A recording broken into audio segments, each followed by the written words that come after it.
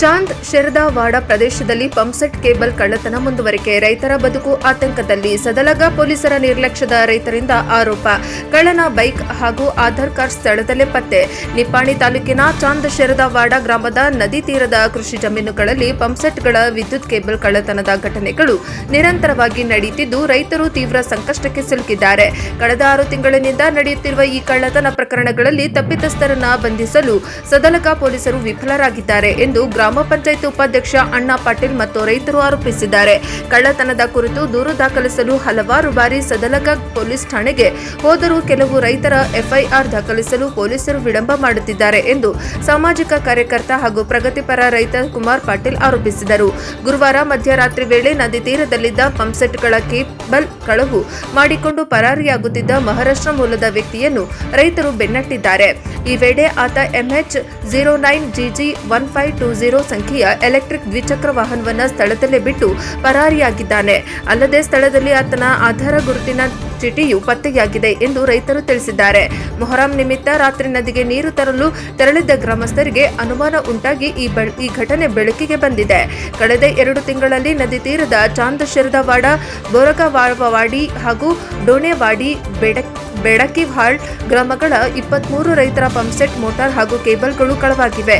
June 26ರಂದು ನಡೆದ ತಾಜಾ ಘಟನೆಯಲ್ಲಿ ಮತ್ತಷ್ಟು 10 ರೈತರ ಪಂಪ್ಸೆಟ್ಗಳ ಕೇಬಲ್ ಕಳವು ಮಾಡಲು ಯತ್ನಿಸಿರುವುದು ಪತ್ತೆಯಾಗಿದೆ. ಈ ಕಳ್ಳತನ ಪ್ರಕರಣಗಳಿಗೆ ತಕ್ಷಣವೇ ಕಡಿವಾಣ ಹಾಕಬೇಕು. ಕಳೆದ 6 ತಿಂಗಳಲ್ಲಿ ನಡೆದ ಎಲ್ಲಾ ಕಳ್ಳತನ ಪ್ರಕರಣಗಳ ಸಮಗ್ರ ತನಿಖೆ ನಡೆಸಿ ಕಳುವಾದ ಕೇಬಲ್ ಹಾಗೂ ಇತರೆ ಸಾಮಗ್ರಿಗಳನ್ನು ರೈತರಿಗೆ ಮರಳಿ ಕೊಡುಗಿಸಬೇಕು ಎಂದು ಗ್ರಾಮಸ್ಥರು ಆಗ್ರಹಿಸಿದ್ದಾರೆ. ಈ ಪ್ರಕರಣದಲ್ಲಿ ಪೊಲೀಸ್ ಇಲಾಖೆ ನಿರ್ಲಕ್ಷ್ಯ ಅಥವಾ ವಿಳಂಬ ತೋರಿದರೆ ಜಿಲ್ಲಾ ಪೊಲೀಸ್ ವರಿಷ್ಠಾಧಿಕಾರಿಗಳಿಗೆ ದೂರು ಸಲ್ಲಿಸಲಾಗುವುದು. ನ್ಯಾಯ ದೊರಕದಿದ್ದರೆ ಎಲ್ಲಾ ರೈತರು ಸಹಭಾಗಿತ್ವದಲ್ಲಿ ರಸ್ತೆ ತಡೆ ಹೋರಾಟ ನಡೆಸಲಾಗುವುದು ಎಂದು ಗ್ರಾಮದ ರೈತರು ಎಚ್ಚರಿಕೆ ನೀಡಿದ್ದಾರೆ.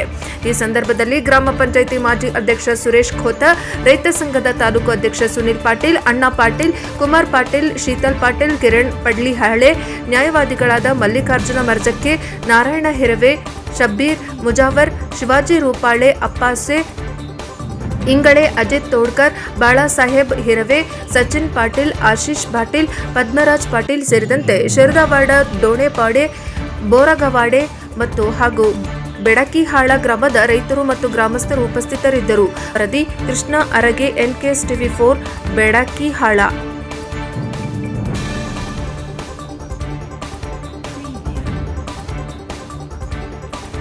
काल रात्री मोहरमच्या निमित्ताने पाणी आणायसाठी गेलेल्या मुलांना केबल चोर सापडले होते. त्यांची मोटरसायकल आणि चोरलेल्या केबली सापडलेल्या आहेत. 6 महिने झालं केबल चोरी, मोटर चोरी असे प्रकार घडत आहेत. प्रत्येक वेळी ज्या त्या शेतकऱ्याने आपापल्या झालेल्या केबल चोरीची कंप्लेंट ही पोलीस स्टेशनला दिलेली आहे. 6 महिन्यात कुठेही काय कारवाई झालेली नाही. पोलीस स्टेशनकडून आम्हाला सहकार मिळालेलं नाही. तसेच जर शेतकरी हा रात्रभर कुठं त्याची म्हणजे काय तिथं जाऊन झोपू शकत नाही किंवा रखवाली करू शकत नाही. ते रात्रीच्या वेळी येऊन चोरी करून घेऊन जातात आणि त्याची कंप्लेंट दिली तर मी त्याच्यावर काहीही पुढं कारवाई केली जात नाही, काय होत नाही. असे होत आज काल रात्री त्यांचे मोटरसायकल आणि केबल सापडलेलं आहे. त्यांचा आधार कार्ड सापडलेला आहे.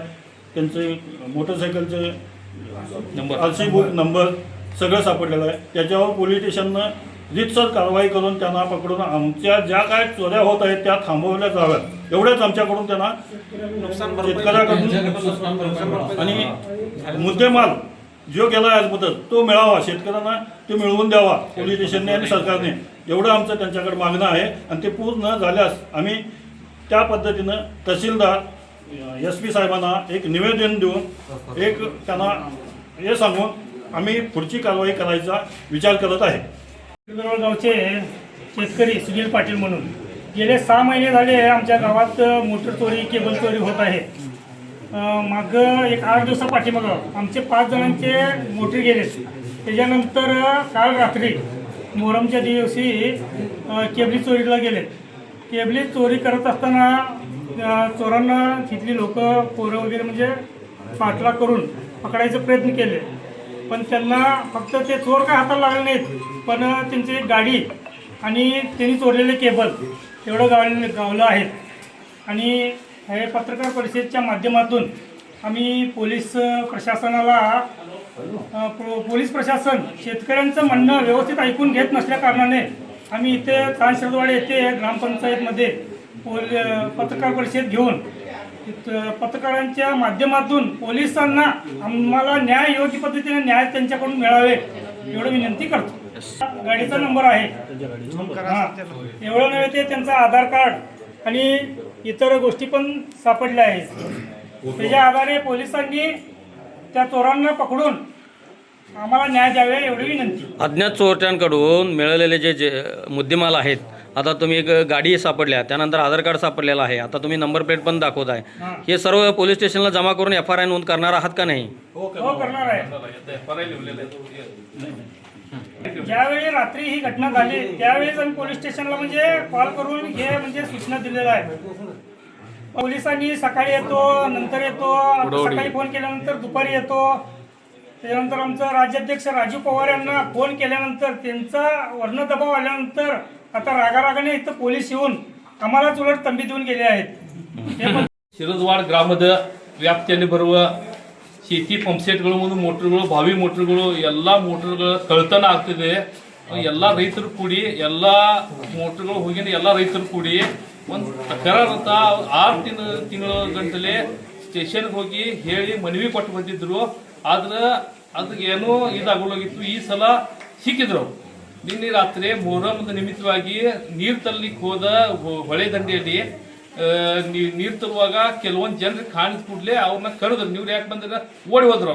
ಓಡಿ ಹೋಗೋಣ ಅವ್ನಿಗೆ ಗಾಡಿ ನೋಡಿದ್ರು, ಆ ಗಾಡಿ ಎಲ್ಲ ಬಿದ್ದಿತ್ತಲ್ಲಿ. ಆತನ ತಂದ ಪೊಲೀಸ್ ಸ್ಟೇಷನ್ ಸರೆಂಡರ್ ಮಾಡ್ಬೇಕಂತ ನಾವು ಊರಾಗ ರೈತರು ತೊಗೊಂಡ್ ಬಂದಾರು. ಎಲ್ಲ ರೈತರು ಕೂಡಿ ಇದು ಒಂದು ಹಂತಕ್ಕೆ ಆಗಬೇಕು. ಇಲ್ಲಿನ ಮುಂದೆ ಯಾವ ರೈತರ ಮ್ಯಾಗ ಹಿಂಗೆ ಪ್ರಸಂಗ ಬರಬಾರ್ದು. ಮೋಟರ್ ಕಳ್ತನ ಆಗ್ಬಾರ್ದು, ಕೇಬಲ್ ಕಳ್ತನ ಆಗಬಾರ್ದು. ಯಾಕಂದ್ರೆ ಕಬ್ಬಿನ ಬಿಲ್ ಕಡಿಮೆ ಆಗೈತಿ, ಗೊಬ್ಬರ ರೇಟ್ ವಾಡಿಸ್ಕೈತಿ, ಫರ್ಟಿಲೈಸರ್ ರೇಟ್ ವಾಡಿಸ್ಕೈತಿ, ಅದ ಸಗರಿ ಬೆಲೆ ವಾಡಿಸ್ಲಿಲ್ಲ, ಮತ್ತು ಕಬ್ಬಿನ ರೇಟ್ ವಾಡಿಸಿಲ್ಲ. ಮತ್ತು ಮೋಟ್ರ್ ಎಲ್ಲೇ ತಂದು ಕುಂತಾರ 40,000 60,000 ಒಂದು ಮೋಟ್ರ್ ಐತಿ. ಒಂದು ತಿಂಗಳದಾಗ 2 ಸಲ ಮೋಟ್ರ್ ಓದಾರ.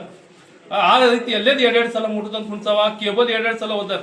ಎಲ್ಲೇದು 2 ಸಲ ಕೇಬಲ್. ಇದನ್ನ ಸರ್ಕಾರದವರ ಒಂದು ಒಳ್ಳೆಯ ಒಂದು ಹೆಜ್ಜೆಯನ್ನು ಇಟ್ಟ ರೈತರಿಗೆ ಸ್ಪಂದಿಸಬೇಕು ಮತ್ತು ಜಲ್ದಿ ಎಲ್ಲ ಮುಗಿಸ್ಬೇಕು.